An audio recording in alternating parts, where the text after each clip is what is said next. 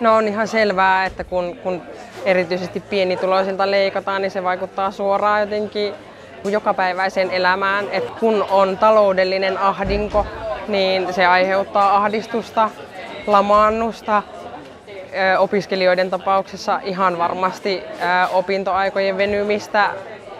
Se, että jos sun on pakko käydä töissä opintojen ohella, koska sun tuet leikataan, niin siinä on tosi iso uupumisvaara. Meillä on muutenkin jo niin uupuneet opiskelijat.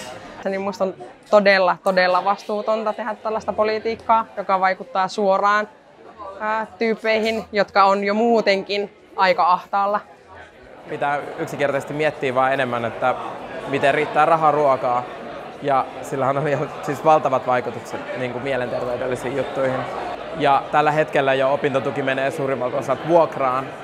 Niin sillä, että joutuu jatkuvasti miettimään toimeentuloa, niin on siis ihan valtava vaikutus siihen, että miten jaksaa normaaleja asioita arjessa tai edes opiskella. Tämä on nyt 10. päivä, kun me ollaan täällä ja täällä on ehkä ollut yhteisöllisempi tunnelma kuin missään, missä mä oon ollut vähän aikaa.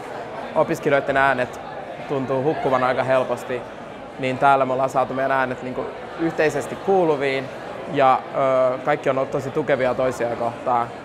Mä koen, että ainakin itselle se on ollut valtava voimavara. Mulle henkilökohtaisesti tämä valtaus on ollut aika jotenkin merkityksellinen ja se, että me ollaan kaikki tultu tänne yhteen, niin on mulle itselleni ainakin tosi lämmittävä kokemus. Musta on upeaa, että se, että me ollaan tuotu kehomme tänne tilaan, ympäri Suomen vallattu oppilaitoksia, niin se on osoitus jotenkin yhteisestä rintamasta tällaista tuhoavaa politiikkaa vastaan.